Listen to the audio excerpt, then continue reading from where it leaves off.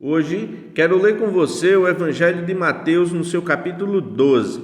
No capítulo anterior, nós vimos Jesus e João Batista. Também vimos o julgamento para aqueles que não creem e Jesus agradecendo a Deus. Neste capítulo 12, nós vamos ver algumas discussões sobre o sábado. Também vamos ver Jesus curando no sábado, Jesus como o servo escolhido, de onde vem a fonte do poder de Jesus, o sinal de Jonas e, por fim, qual é a verdadeira família de Jesus. Assim que peço a você que acompanhe junto comigo a leitura desse capítulo 12. Mateus, capítulo 12. Discussão sobre o sábado. Por aquele tempo, Jesus estava caminhando pelos campos de cereal num sábado. Seus discípulos, sentindo fome, começaram a colher espigas e comê-las. Alguns fariseus os viram e protestaram: "Vejam, seus discípulos desobedecem à lei colhendo cereal no sábado." Jesus respondeu: "Vocês não leram nas Escrituras o que fez Davi quando ele e seus companheiros tiveram fome? Ele entrou na casa de Deus e com seus companheiros comeram os pães sagrados que só os sacerdotes tinham permissão de comer. E vocês não leram na lei de Moisés que os sacerdotes de serviço no templo podem trabalhar no sábado? Eu lhes digo, há alguém aqui maior que o templo. Vocês não teriam condenado meus discípulos inocentes se soubessem o significado das Escrituras. Quero que demonstrem misericórdia e não que ofereçam sacrifícios, pois o Filho do Homem é Senhor até mesmo do sábado." Jesus cura no sábado. Então Jesus foi à sinagoga local, onde viu um homem que tinha uma das mãos deformada. Os fariseus perguntaram a Jesus: "A lei permite curar no sábado?" Esperaram que ele dissesse sim, para que pudessem acusá-lo. Jesus respondeu: "Se um de vocês tivesse uma ovelha e ela caísse num poço no sábado, não trabalharia para tirá-la de lá? Quanto mais vale uma pessoa que uma ovelha. Sim, a lei permite que se faça o bem no sábado." Em seguida disse ao homem: "Estenda a mão." Ele a estendeu e ela foi restaurada e ficou igual à outra. Então, os fariseus convocaram uma reunião para tramar um modo de matá-lo. Jesus, o servo escolhido de Deus. Jesus, sabendo o que planejavam, retirou-se daquela região. Muitos o seguiram e ele curou todos os enfermos que havia entre eles.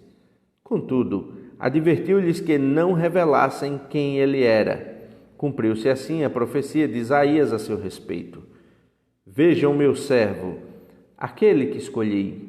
Ele é meu amado, nele tenho grande alegria. Porei sobre ele meu espírito e ele proclamará justiça às nações. Não lutará, nem gritará, nem levantará a voz em público. Não esmagará a cana quebrada, nem apagará a chama que já está fraca. Por fim, ele fará que a justiça seja vitoriosa. E seu nome será a esperança de todo o mundo." A fonte do poder de Jesus. Então, levaram até Jesus um homem cego e mudo, que estava possuído por um demônio. Jesus o curou e ele passou a falar e ver. Admirada, a multidão perguntou: "Será que este homem é o filho de Davi?" No entanto, quando os fariseus souberam do milagre, disseram: "Ele só expulsa demônios porque seu poder vem de Beelzebu, o príncipe dos demônios."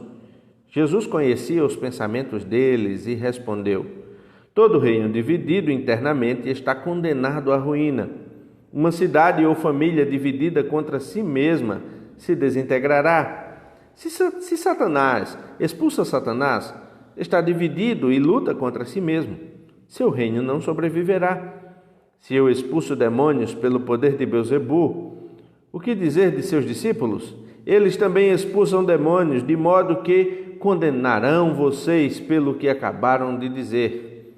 Mas se expulso demônios pelo Espírito de Deus, então o reino de Deus já chegou até vocês. Afinal, quem tem poder para entrar na casa de um homem forte e saquear seus bens?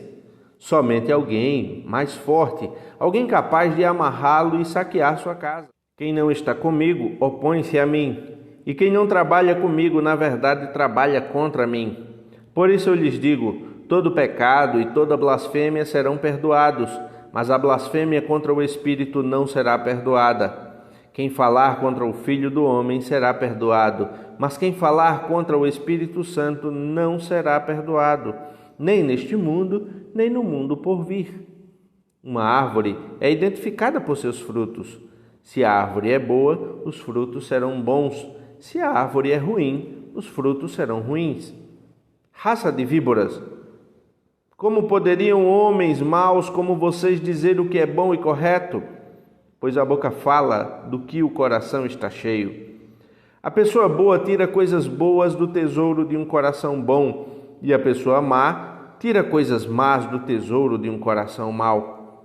Eu lhes digo, no dia do juízo, vocês prestarão contas de toda palavra inútil que falarem.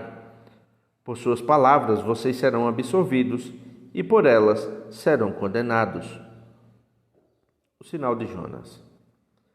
Alguns dos mestres da lei e fariseus vieram a Jesus e disseram: Mestre, queremos que nos mostre um sinal de sua autoridade. Jesus, porém, respondeu: Vocês pedem um sinal porque são uma geração perversa e adúltera, mas o único sinal que lhes darei será o do profeta Jonas. Pois assim como Jonas passou 3 dias e 3 noites no ventre do grande peixe, o Filho do Homem ficará 3 dias e 3 noites no coração da terra.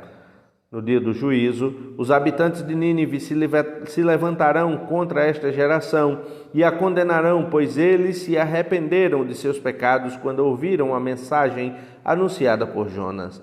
E vocês têm à sua frente alguém maior que Jonas. A rainha de Sabá também se levantará contra esta geração no dia do juízo e a condenará, pois veio de uma terra distante para ouvir a sabedoria de Salomão. E vocês têm à sua frente alguém maior que Salomão. Quando um espírito impuro deixa uma pessoa, anda por lugares secos à procura de um descanso, mas não o encontra. Então diz: Voltarei à casa da qual saí.